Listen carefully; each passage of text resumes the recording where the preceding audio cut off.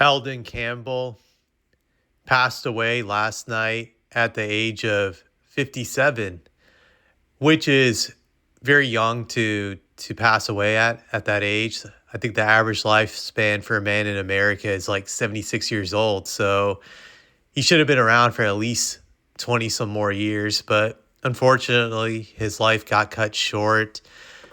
To me, it's always shocking when you hear about these deaths, especially when it comes to players that you grew up watching. It reminds you that you're also getting older. So it's kind of, I would say, humbling in the sense that it just reminds you of your own mortality whenever these things happen. That's what I think about. But going back to Elden Campbell, I saw his whole entire career pretty much. I remember my first NBA Finals was the Bulls versus Lakers way back in '91 as a kid.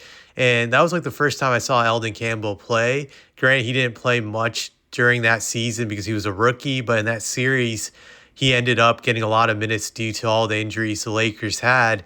Even as a very young kid, I could see that Elden was a good player, was very solid. You could just see in those games he played in the finals that he had potential to be really good, and he was part of the rebuild for the Lakers once Magic retired.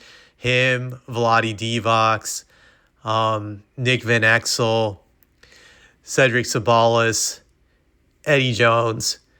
And I have to say, those Laker teams were pretty fun to watch before Shaq signed with them. I was never a Laker fan. I'm a Spurs fan, but I definitely did enjoy watching those Laker teams. They were very likable, not hateable. And so they were fun to watch. And Eldon Campbell was a huge part of their success during that downtime between, Showtime and then the Lakers getting Shaq, that he was a big part of their resurgence. And those Laker teams were consistently going to the playoffs for those next 3 to 4 years, but they weren't obviously a championship team, but they were a really good, fun, young, exciting team.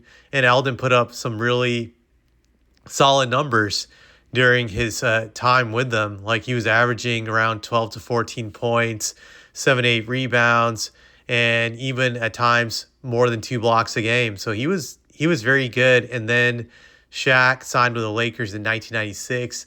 And I think that's kind of when his potential to how far as he could go as a player was stunted, because once Shaq got there, it was like those two could not coexist. They tried to do the Twin Towers setup with them, but it never gave them like the results that they wanted, especially in the playoffs, because they couldn't get past the Utah Jazz. What was really interesting about Eldon during the years he played with Shaq was that whenever Shaq got hurt, he would start putting up like all-star numbers. Like Shaq could be out for like 20 or 30 games, and then suddenly Eldon would start averaging like close to 20 points a game, like 10, 12 rebounds, 2, 3 blocks, and he would just start dominating. It was a huge reason why the Lakers were able to still win a lot of games when Shaq got hurt his first few years with LA. But the downside of that was once Shaq would come back, suddenly his numbers would just drop, and he wouldn't be performing at a high level anymore, which drove Laker fans nuts. I remember that it would just drive them crazy. The interesting thing about Eldon Campbell, I felt, was that he could have been an all-star or a great player.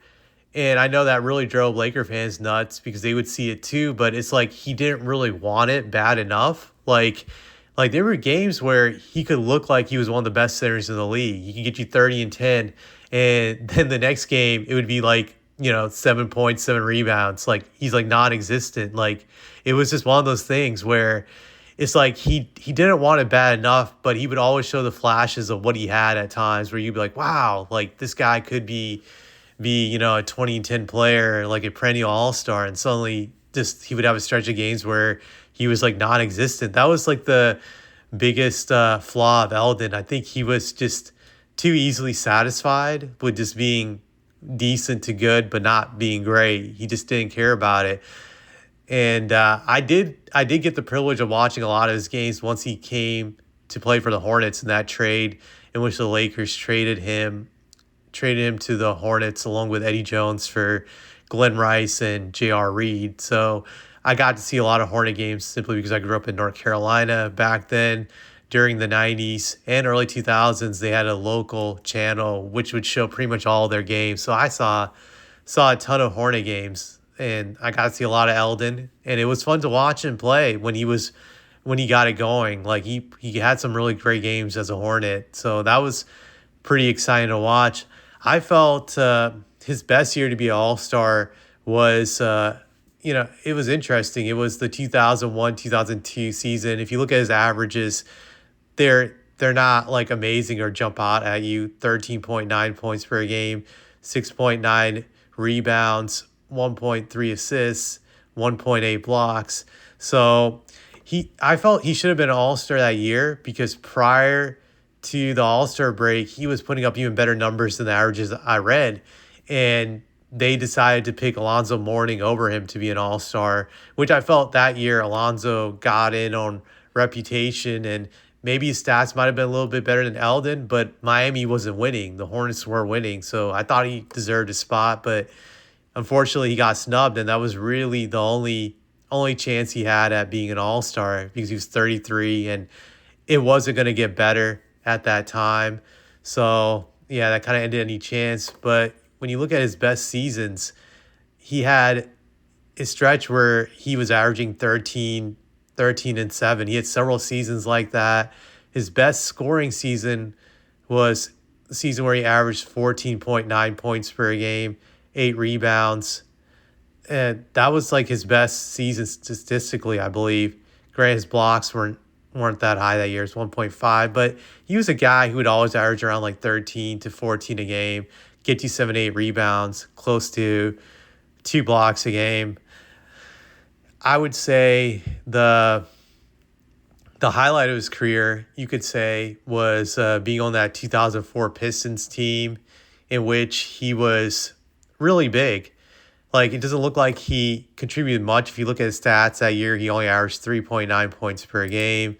And in the playoffs, he only averaged 1.2 points. But in the NBA Finals, I felt he was really big against the Lakers, because he was one of the few big bodies that you could throw at Shaq and at least slow Shaq down for several minutes in a game, which was crucial in those matchups, that he was so big that Shaq could not just run over easily. And it allowed the Pistons to contain Shaq for stretches when Ben Wallace was on the bench. So I felt he was just really huge in that finals. I remember there was this one highlight play he had where he stole the ball. I forget from who, and he runs down the court for the fast break dunk. So that to me was his highlight. But definitely he was very important in the finals. I don't think the Pistons would have won that series without him coming off the bench to contain Shaq during those stretches. So he was big in that regard. But I would say, yeah, this was really tragic that he had to pass away at this young of age. Definitely unfair in that regard, So I would say rest in peace, Elden Campbell. And thanks for all the good memories you provided me growing up watching you play, especially with the Hornets.